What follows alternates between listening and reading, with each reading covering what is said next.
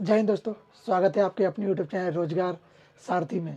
उम्मीद है आप लोग स्वस्थ होंगे, जिंदाबाद होंगे और अपने पेपर की तैयारी बहुत अच्छे से कर रहे होंगे। जैसा कि आप लोग जानते हैं कि अब यूपी पुलिस के एग्ज़ाम भी आ चुके हैं। बहुत ही करीब एग्ज़ाम है। एग्ज़ाम ज़्यादा करीब क्या, 40 दिन का समय बचा है, इतने करीब आ चुके हैं एग्ज़ाम। तो आप लोगों को करना क्या है, एक स्ट्रेटजी के तरीके से पढ़ना है आप लोगों को, समझे। तो तरीके वाइज तरीके से पढ़ोगे तो आगे बढ़ोगे। तो जैसा कि मैंने आपको बोला था कि प्रैक्टिस सेट हम लोग 1 तारीख से चालू कर देंगे। तो 1 तारीख से प्रैक्टिस सेट चालू हो चुकी है जीएस के। जीएस पे प्रैक्टिस सेट की वीडियो आपको चैनल पे मिल जाएगी। तो प्रैक्टिस सेट आप लोग करते रहिए। जितने ज़्यादा आप प्रैक्टिस सेट लगाएंगे उतने ज़्यादा आपके चांसेस हैं यूपी पुलिस या एसएससी जीडी में आगे बढ़ने के। क्योंकि प्रैक्टिस सेट से क्या रहता है ना, आप लोग पता कर सकते हैं कि आप कितने पानी में हैं। पानी का मतलब क्या, कि आप कितने तैयारी करते हैं और कितने आप लोगों ने, अगर पेपर में जैसे पूछा जाएगा प्रश्न, तो अगर वो प्रश्न आप ऑलरेडी यहाँ पे कर लोगे ना, तो आपको ये पता रहेगा मैंने कितने प्रश्न किए, कितने मुझसे छूट रहे हैं, मेरा कौन सा पोर्शन कमज़ोर है। समझ सकते हैं, अगर हिस्ट्री किसी की कमज़ोर है तो उसको हिस्ट्री पे काम करना चाहिए, या किसी की ज्योग्राफी कमज़ोर है तो वो ज्योग्राफी काम करेगा। तो आप लोग जब प्रैक्टिस सेट लेते हो तो उससे ये पता चलता है कि आप किस चीज़ में कमज़ोर हो। मैथ के प्रैक्टिस सेट लेते हो, मैथ में कमज़ोर हो गए तभी लेते हो ना। तो किसी की प्रैक्टिस सेट लेना ज़रूरी रहता है। तो प्रैक्टिस सेट जरूर करा करो हर समय। मेरे नहीं, जरूरी मैं ही करा, मेरी लो, किसी के भी प्रैक्टिस सेट पर करो, कहीं से भी करो, कहीं से भी करो, पर करो जरूर प्रैक्टिस सेट। ओके, तो ये बात होगी प्रैक्टिस सेट की। प्रैक्टिस सेट चालू हो रखा है, आप लोग जाइए और हर रोज़ के प्रैक्टिस सेट वहाँ पे अपलोड करे जाते हैं और जाके प्रैक्टिस लीजिए। ओके, अब बात करते हैं अपने टॉपिक की। हम लोग टॉपिक कर रहे थे क्या, हम लोग टॉपिक कर रहे हैं हिस्ट्री। हिस्ट्री हम लोग एक बहुत सारी थ्योरी पढ़ रहे हैं हिस्ट्री में, है ना। तो प्रैक्टिस सेट चल ही रहा है, प्लस इसमें से हम जो पढ़ा चुके हैं उसके प्रश्न भी उसमें रखे हुए हैं। ओके, और बाकी ये यूपी पुलिस के भी प्रश्न रखे हुए हैं। यूपी पुलिस के क्या, स्टैटिक उसमें ले रखी है, और यूपी जी के भी इसके अंदर ही हम लोगों ने लगा रखी है ना। तो हम बात करें अपने टॉपिक पे। टॉपिक में क्या है कि टॉपिक हम पढ़ रहे थे हिस्ट्री। हिस्ट्री कौन सी, प्राचीन हिस्ट्री, है ना। प्राचीन खत्म हो चुकी थी, अब आ गए थे मध्यकालीन हिस्ट्री पर, है ना। अब मध्यकालीन हिस्ट्री में हम लोग चल रहे थे, अब आगे थे हम दिल्ली सल्तनत पे। गौरी तक हम लोग पढ़ चुके थे कि गौरी कौन था, कैसे आया था भारत, क्या क्या इसके कितने आक्रमण किए इसने, है ना। जैसे बोल सकते हो इसने 17 बार आक्रमण किया भारत पे, है ना। कौन कौन सा आक्रमण किया वो सारे मैंने आपको बता दिए थे, है ना। अब पढ़ते हैं अपने, आते अपने टॉपिक पे। टॉपिक क्या है, टॉपिक है दिल्ली सल्तनत। दिल्ली सल्तनत क्या, कि दिल्ली सल्तनत में कितने वंशों ने राज किया है, और दिल्ली सल्तनत पे क्यों, दिल्ली पे ही क्यों राज किया है। जैसा कि मैंने आपको बहुत बार और बहुत वीडियो में बताया कि दिल्ली हर समय फेमस रही है। फेमस क्यों रही, कि यहाँ पे सभी राजाएं ज़्यादातर शासन इसलिए किया कि यहाँ पे सारी चीज़ें अवेलेबल थी और ये केंद्र था। केंद्र की यहाँ से ज़्यादातर एरिया पे कवर किया जा सकता था। एक तो दिल्ली, दूसरा कन्नौज। कन्नौज प्राचीन में पढ़ा था, दिल्ली पढ़ेंगे हम लोग आधुनिक में, सॉरी मध्यकालीन में। ओके, तो ये दोनों राज्य ज़्यादातर केंद्रित रहे हैं, और इन दोनों पे हर राजा, हर अगर विदेशी भी आएंगे तो ये लोग इस पे ही बाद में कब्जा करेंगे आके। पहले जाएंगे नीचे, दक्षिण से होते हुए फिर सीधे सीधे ऊपर आएंगे ये लोग, है ना। अब हम आते हैं अपने टॉपिक पे, दिल्ली सल्तनत। दिल्ली सल्तनत कब से कब तक इसका शासनकाल रहा है। दिल्ली सल्तनत का शासनकाल है 1206 से लेके 1526 BC तक। ओके, ईस्वी तक इसका शासनकाल रहा है। 1526 ईस्वी तक इसका शासन रहा है। ओके, अब इसमें कुछ वंश हुए हैं, दिल्ली सल्तनत में कुछ वंश हुए हैं, जैसे गुलाब वंश, खिलजी वंश, लोधी वंश, सैयद वंश, है ना। तो ये वंश हुए हैं, ये वंश इसमें शासन करेंगे दिल्ली सल्तनत में। तो अब हम जानेंगे इन वंशों के बारे में। जैसे गुलाम वंश के बारे में पहले हम पढ़ेंगे, फिर उसके बाद फिर हमको खिलजी वंश के बारे में पढ़ेंगे, है ना। तो ऐसे ऐसे सब वंशों के बारे में पढ़ेंगे। तो इसकी एक ट्रिक है, जैसे ये वंश है इनको याद करने की एक ट्रिक है। कौन सी ट्रिक है, ट्रिक है जीके तो सरल लगती है। जीके तो सरल लगती है, मतलब बोल सकते हैं जर्नल साइंस तो हमें सरल लगती है भैया, जीके तो सरल लगती है, ऐसे रफ रफ की तरह है, बिल्कुल लिखते जाओ बस। ओके, तो जीके तो सरल लगती है। तो जी से क्या हुआ हमारा, जी से हुआ गुलाब वंश। गुलाब वंश का शासनकाल कब से कब तक रहा है, गुलाब वंश का शासनकाल रहा है 1206 से लेके 1290 तक। कब से, 1206 से लेके 1290 तक का गुलाब वंश का शासनकाल रहा है।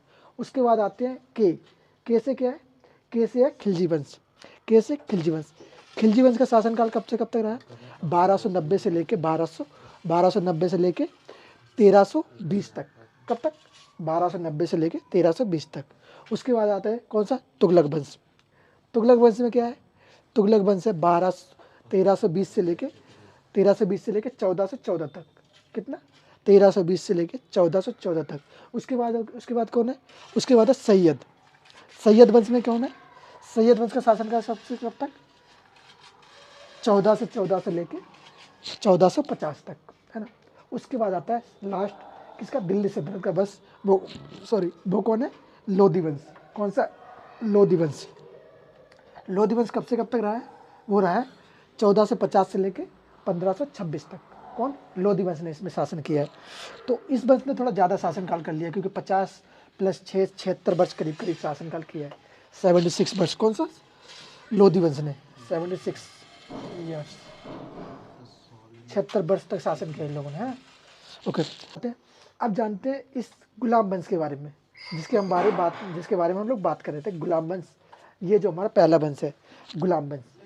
गुलाम वंश का शासनकाल कब से कब तक मैंने आपको बताया, गुलाम वंश का शासनकाल बताया 1206 से लेके कब तक, 1206 से लेके 1290 तक का। यहाँ से हम गुलाम वंश के जितने भी शासक हैं उन सब के बारे में पढ़ेंगे, कि एक गुलाम वंश के शासक टॉपिक बाय टॉपिक चलते जाएंगे।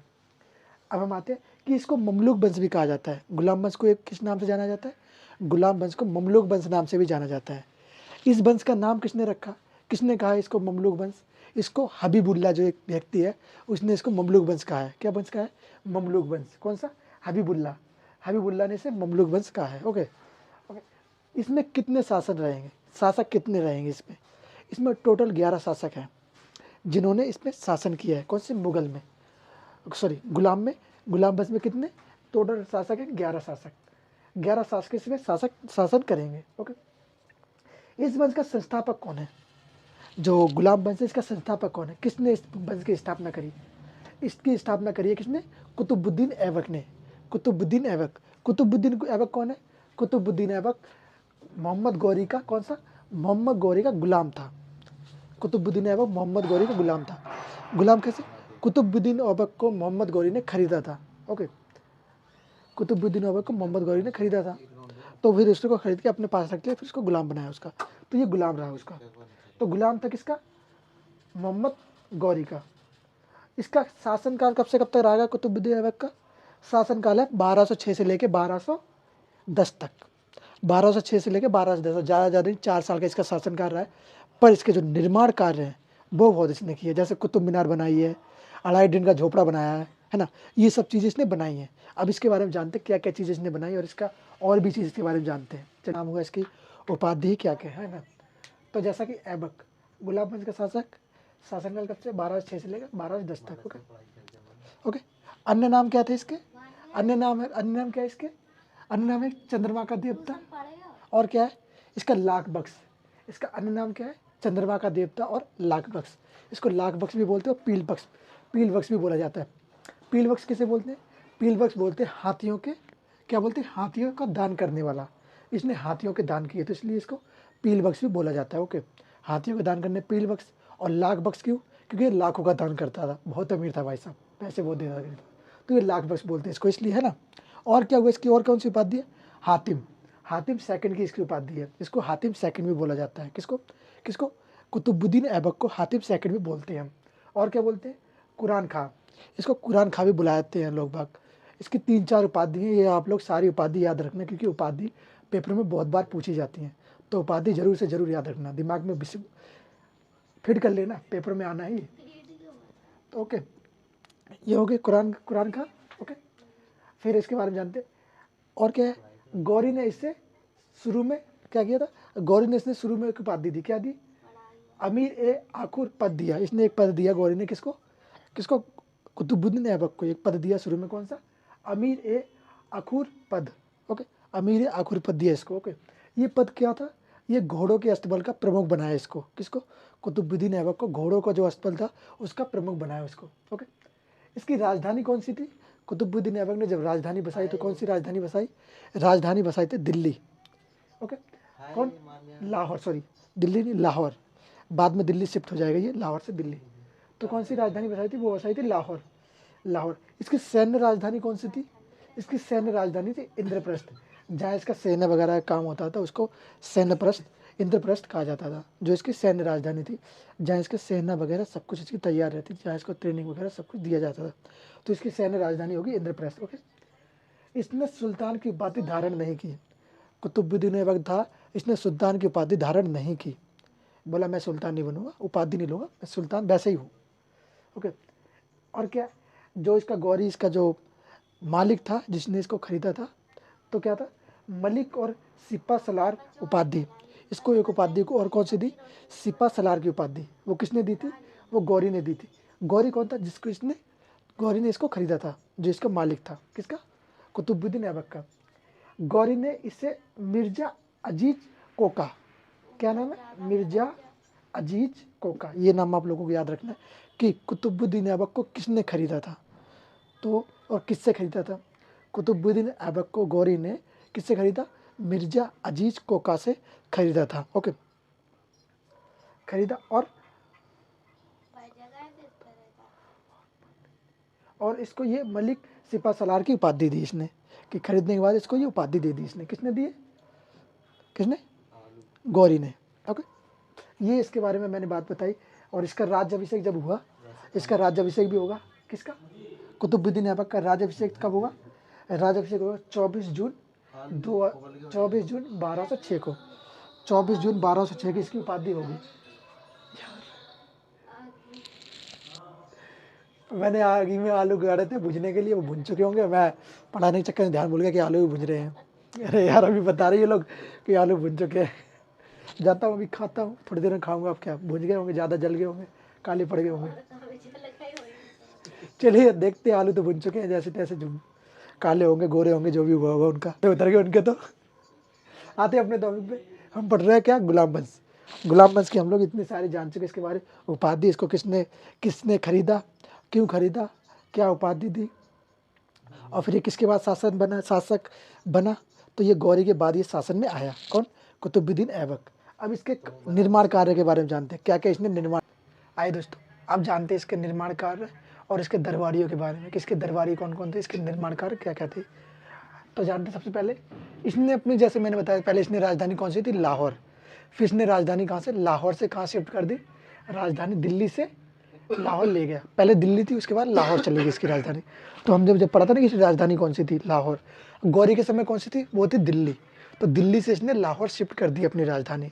भाई साहब दिल्ली से लाहौर चले गए पैदल पैदल पैदल नहीं, घोड़े के साथ गए थे। ओके, मजा कर।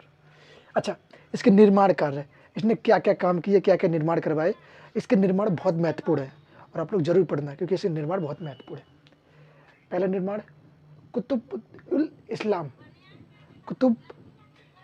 कुतुबत उल इस्लाम, इसका निर्माण करवाया। कहाँ पे करवाया, दिल्ली में। ओके, कुतुबत उल इस्लाम का निर्माण करवाया, कहाँ पे, दिल्ली में। ओके, फिर क्या करवाया, गुम्बद कला का निर्माण। गुम्बद कला, आप लोग जो जैसे अभी देखते हो ना, या इनकी जब मस्जिद वगैरह बनती है तो उस पर गुम्बद सा होता है। गुम्बद क्या, ऐसा, गुम्बद की तरह ऐसा। तो इसको गुम्बद कला का निर्माण कहते हैं। जैसे आप लोगों ने देखा हो कि ये ऐसे ऐसे, ये गुम्बद बोलते हैं इसको। गुम्बद कला का निर्माण करवाया इसने। ओके, तो ये एक तरह के, वही गुम्बद सही से बना नहीं पा रहा हूँ, वैसे ही आप लोग समझ जाइए, मस्जिद देखिएगा तो आप लोग पता चल जाएगा। ये गुम्बद कला का निर्माण करवाया इसने, निर्माण करवाया। ओके, और कौन सा, मेहरवा कला का जनक, इसको मेहरवा कला का जनक भी कहा जाता है। किसको, किसको, कुतुबुद्दीन ऐबक को। ओके, फिर इसने क्या अपना, 2.5 दिन का झोपड़ा, जो अजमेर में है। 2.5 दिन का मतलब क्या, ये एक झोपड़ा है और ये 2.5 दिन में बन के चालू हुआ था, बन के ख़त्म हुआ था। सिर्फ और सिर्फ 2.5 दिन लगे इसको बनने में। सोचो कितनी जल्दी बनाओ, कितना इसने कार्य करवाया, कितनी जल्दी बनवा दिया इसने। पता नहीं इसको क्या लगी थी कि इसने बोला चलो बनवाते इसको। तो इसने सारी सेना लगा दी कि यार इसको काम जल्दी करवाओ। और इसके प्रजा में जितने भी लोग थे काम करने वाले मजदूर लोग, इसने सबसे ज़्यादा प्रजा वहीं पे लगा दी मजदूरों को, कि भाई लग जाओ इसको बनाओ। एक दिन में इसने बना के, 2.5 दिन में बना के इसको ख़त्म करवा रहा। तो इसको आधा बन पाया था, पूरा नहीं बन पाया फिर भी, क्योंकि इनका ये बोलते हैं ना, टारगेट फिट था कि यहाँ तक बनाना है हमें। अभी कोई बच्चे कंपनी में काम करते हैं, क्या मिलता है भाई, 500 कॉलिंग करनी है, तो वो टारगेट होता। तो इसको भी ऐसे ही मिला था कि ये एक झोपड़ा बना के देना है। झोपड़ा बोला गया उसको, क्योंकि पूरा नहीं हो पाया था इसकी वजह से। तो क्या कहते हैं, 2.5 दिन का झोपड़ा। कहाँ पे है, अजमेर में। बाद में चल के ये एक विश्वविद्यालय बन गया। कौन सा, संस्कृत विश्वविद्यालय। पहले ये संस्कृत विश्वविद्यालय था। कौन सा, महाविद्यालय। ओके, हरिकेल नाटक, ये हमें इसके बारे में जानकारी कहाँ से मिलती है कि हरिकेल ये महाविद्यालय था। ये हमें एक नाटक है जिसका नाम है हरिकेल नाटक, इसमें हुआ है। इसमें इसके बारे में वर्णन इसका हुआ है। ओके, और क्या है, इसका निर्माण किसने करवाया था, जो ये था क्या बोलते हैं, महाविद्यालय का निर्माण किसने करवाया, यह विग्रहराज फोर्थ ने इसका निर्माण करवाया था। किसका, 2.5 दिन का झोपड़े का निर्माण। और क्या है, और आइए आइए इधर आइए, पहले इसके निर्माण के ध्यान जानना है, तो उसके बाद दरबारी के बारे में, इसके बारे में बाद में बात करेंगे, जानते हैं। फिर एक हम लोग जो बहुत बात करते हैं, जिसको आप लोग घूमने भी गए होंगे, जो दिल्ली से होंगे वो जरूर गए होंगे दिल्ली से घूमने के लिए, और बाहर से भी, अगर आप यूपी बिहार या समथिंग और भी किसी एरिया से हो तो आप लोग बहुत बार आए होंगे इस जगह पे। कौन सी है वो है कुतुब मीनार। कौन है? कुतुब मीनार। कुतुब मीनार किसने बनवाई है? कुतुबुद्दीन ऐबक ने। इसके ही नाम से इस कुतुब मीनार का नाम पड़ा है कुतुब मीनार। तो भाई साहब ये थे कुतुबुद्दीन ऐबक, जिसने कुतुब मीनार का निर्माण करवाया था। ओके, इसकी कुल लंबाई ऊंचाई कितनी है? 72.5 मीटर। 72.5 मीटर इसकी कुल ऊंचाई है वर्तमान में। ऊंचाई बची है वो 72.5 मीटर बची हुई है। और इसमें अंदर प्रवेश नहीं किया, करने दिया जाता। क्यों नहीं करने दिया जाता प्रवेश? इसका एक कारण है। पहले आप लोग देखा हो शायद, बोल सकते हैं कि 2002 या 2005 या 10 के करीब इसमें आप लोग अंदर जा सकते थे। अंदर क्या था ना, अंदर जैसे आप जाओगे तो इसमें क्या था, गोल गोल सीढ़ी थी, गोल गोल गोल गोल सीढ़ी थी, ऊपर तक लास्ट तक जा रही सीढ़ी, और ऊपर झरोखा था देखने के लिए। तो एक दिन बात क्या हुई कि अब इसमें लोग गए ऊपर, बहुत लोग चले गए ऊपर, संख्या ज़्यादा चली गई ऊपर, क्योंकि कोई रोक टोक नहीं थी। मैक्सिमम एक बार 50-60 लोग भेज आए थे, चले गए ऊपर। अब जीने आने का तो एक ही रास्ता था, उससे ही जाना उससे ही आना। अब सोच लो उतनी बड़ी में कितना बड़ा रास्ता होगा, ज़्यादा बड़ा रास्ता नहीं था। तो बात क्या हुई कि वहाँ पे एक लाइट चली गई अचानक से। अचानक से लाइट चली गई, पूरी में अंधेरा हो गया। सब लोग घबरा गए एकदम से। जब सब लोग घबराए तो उनमें हथला पटली मची, मतलब भागने की होड़ मची कि मैं जल्दी निकलूँ, मैं जल्दी निकलूँ। तो इस चक्कर में जब वो सारे लोग नीचे उतर रहे थे तो उस चक्कर में बहुत से लोग गिरे, गिर के सीढ़ियों से नीचे आए, और गिर के कुछ की तो दब के मौत हो गई, कुछ के सांस घुटने की वजह से मौत हो गई, कुछ गिरे इस वजह से उनके किसी का पैर टूटा, किसी के हाथ टूटे, मतलब बहुत ज़्यादा नुकसान हो गया था उस समय लोगों का। तो इसलिए सरकार ने सोचा कि अब इसमें अंदर जाना वर्जित कर दिया जाएगा। अब किसी को इसके अंदर प्रवेश नहीं करने जाएगा। जिसको भी देखना है बाहर बाहर से देख लो, देख के खुशी मना के चले जाओ घर पे। अब उसके अंदर नहीं जाने दिया जाएगा। तो ये काम के इसलिए इसके अंदर अभी जाना मना है। किसके? कुतुब मीनार के अंदर नहीं जाते। तो ये एक आप लोगों को जानकारी के लिए है, कुतुब मीनार के अंदर क्यों नहीं जाने दिया जाएगा। तो अब बात करते हैं इसको यूनेस्को ने कब शामिल किया। यूनेस्को में ये कब शामिल हुई कि ये एक धरोहर है। यूनेस्को साइड में कब शामिल हुई है? यूनेस्को साइड में हुई है 1993 में। 1993 में ये यूनेस्को में आ चुकी थी कि ये एक अच्छी धरोहर है, और इस पर लोग विजिटर बहुत ज़्यादा आते हैं। एक चीज़ अच्छी है, जो एक प्रसिद्ध चीज़ है। प्रसिद्ध चीज़ जो ज़्यादा फेमस होती है, ज़्यादा पुरानी होती है, उसको क्या यूनेस्को में शामिल कर लिया जाता है। ओके, तो इसलिए इसको यूनेस्को में शामिल किया गया 1993 में। ओके, इसका जब ये पूरा कार्य इसका चल रहा था ना, तो जब इसने बनवाना चालू तो कर दिया इसको, पर कुतुबुद्दीन ऐबक ने इसका कार्य पूरा नहीं हो पाया इसके समय पे। क्यों नहीं हो पाया? क्योंकि कुतुबुद्दीन ऐबक की मृत्यु हो जाती है उस समय। मृत्यु कैसे होगी? मृत्यु जब ये अपने जो इसका ग्राउंड होता है ना, बोल सकते पार्क अभी के समय का, तो जब वो पार्क में खेल रहा था उस समय घुड़सवारी कर रहा था। और आपने एक देखा होगा चौगाज या पोलो एक खेल होता है। उसमें क्या होता है कि घोड़े के ऊपर बैठ के हॉकी की टाइप की वो होती है छड़ी, उस छड़ी से लेके बॉल को मारना होता है, वो खेल होता है। तो जब ये वो खेल खेल रहा था उस समय, तो खेल खेलते खेलते ये घोड़े से नीचे फिसल गया, या घोड़े ने गुस्से में गिरा दिया घोड़े से गिर गया ये। जब ये घोड़े से गिरा तो घोड़े से गिरने की वजह से इसकी मृत्यु हो गई। तो इस वजह से इसने इस कार्य को पूरा नहीं कर पाया। इसके समय पे ये कार्य पूरा नहीं हो पाया। तो इसके समय पे जब ये इस कार्य का पूरा नहीं हो पाया, तो इस कार्य को किसने पूरा करवाया? तो इस कार्य को किसने पूरा करवाया? इसको पूरा करवाया था फिरोज शाह तुगलक ने। फिरोज शाह तुगलक ने तो कुतुब मीनार का निर्माण पूरा करवा दिया कि अब ये कुतुब मीनार परफेक्ट बन चुकी है। बस अभी भी अब आप देखोगे तो अभी उसमें काम चलता ही रहता है। ऐसी कोई भी चीज़ नहीं है, जैसे आप कोई भी अगर हेरिटेज साइट मान लो, कोई भी 7 अजूबे जैसे हैं, उनमें से अगर कोई सी भी चीज़ देखोगे आप, सब में काम चलता ही रहता है। क्यों चलता रहता है? उनका डेवलप होना ज़रूरी है, उनका थोड़ा विकास होता रहेगा तो लोग विजिटर आएंगे, देखेंगे, और उनका विकास होना मतलब देश का विकास होना। क्यों? क्योंकि बाहर से लोग आते हैं। अब आप लोग गए होंगे, या फिर